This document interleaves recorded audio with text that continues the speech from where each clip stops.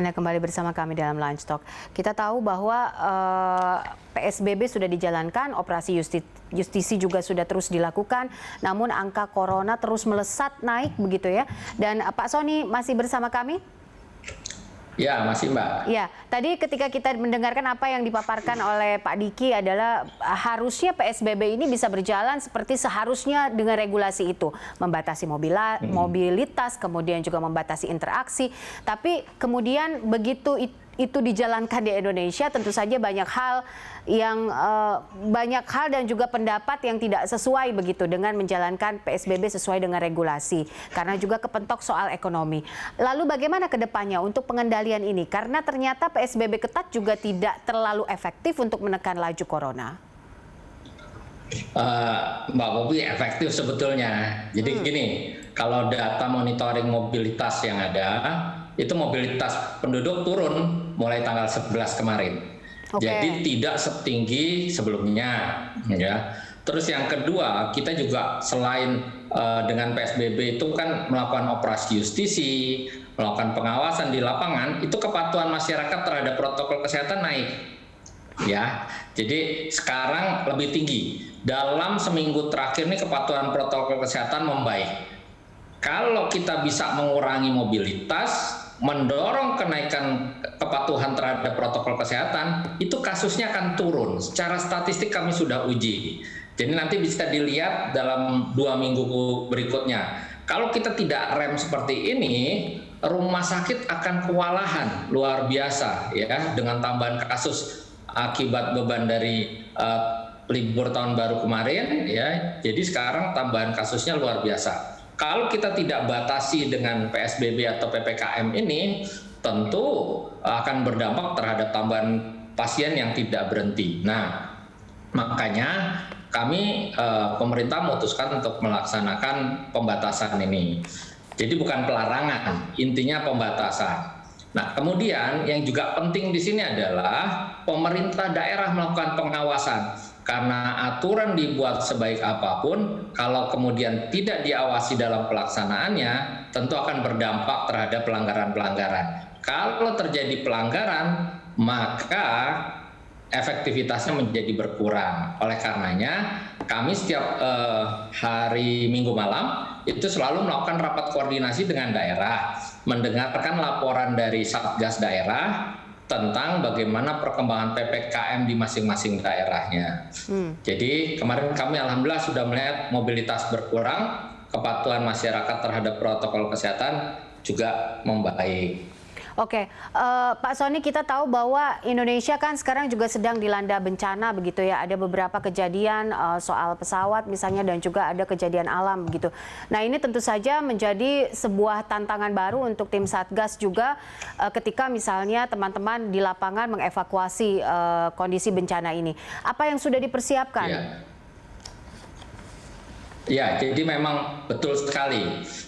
Ketika kondisi normal saja tidak mudah gitu, apalagi kondisi bencana. Karena ada dua hal ya. Pertama, dalam kondisi bencana orang juga secara psikologis itu tentu tidak normal atau tidak seperti biasanya.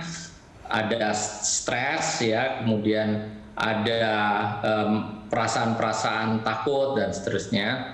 Kemudian yang kedua, dalam kondisi bencana juga biasanya karena menjadi pengungsi misalkan seperti itu, mereka cenderung lebih sulit untuk mematuhi protokol kesehatan. Bukan karena mereka tidak mau, tetapi mereka dengan kondisi yang ada tidak bisa.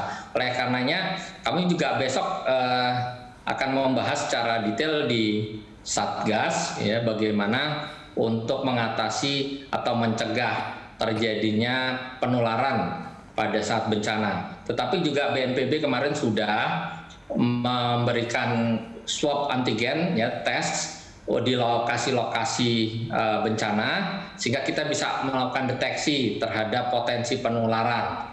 Nah, kemudian juga kita ingin masyarakat secara psikis itu juga punya pikiran yang positif, karena terus terang memang sekarang kita dihadapkan pada kondisi cemas ya, kondisi ketakutan, lalu kebingungan ya, kemudian juga ada pola komunikasi yang berubah ya. Kalau dalam kondisi normal orang bisa berkomunikasi secara normal, tetapi dalam kondisi bencana pola komunikasinya juga berubah. Lalu kemudian juga ada kebosanan tentunya karena ruang gerak yang terbatas. Ya, ingatkan istilah dulu mens sana in corpore sano. Ya, di dalam tubuh yang sehat terdapat jiwa yang kuat. Nah, kami mencoba membuat kombinasi yang bagus antara tubuh yang sehat, ya, menjaga imunitas mereka, lalu kemudian juga menjaga kondisi psikis mereka dengan jiwa yang kuat. Karena di dalam jiwa yang kuat juga terdapat tubuh yang sehat.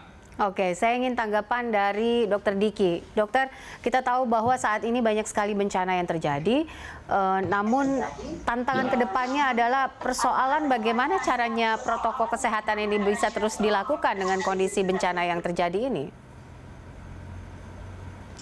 Ya, ini memang tantangan untuk Indonesia ya, sebagai negara yang memang di daerah yang sangat rawan bencana. Tentu peran pemerintah daerah dalam merencanakan atau punya mitigasi plan bencana ini sudah harus ada tersettle sejauh sebelum pandemi, dan disinilah pandemi ini menguji sistem itu.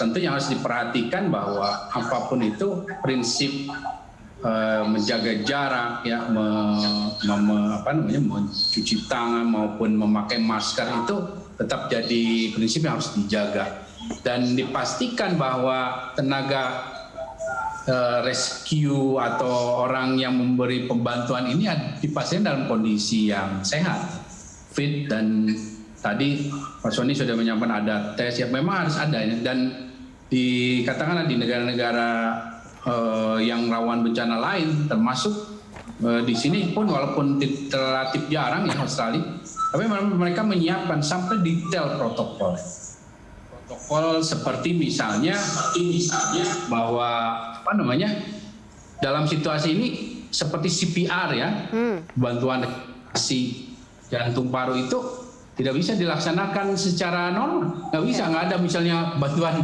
dari mulut. Nah, ini harus ada protokol dalam situasi ini, sudah diketahui oleh para tenaga kesehatan di lapangan, sehingga mereka tidak melakukan satu tindakan yang memperbesar risiko baik untuk dirinya maupun orang lain. Nah, termasuk untuk masyarakat, ya, dalam situasi gini nggak bisa masyarakat ikut nonton, ya. Jadi hanya perwakilan masyarakat yang memang berkepentingan lah yang bisa ikut, dan tentu penyiap ini ada shelter atau Oke. Baik, kita jeda sebentar, kami akan kembali dalam segmen terakhir. Usai jeda, pemirsa tetaplah bersama kami.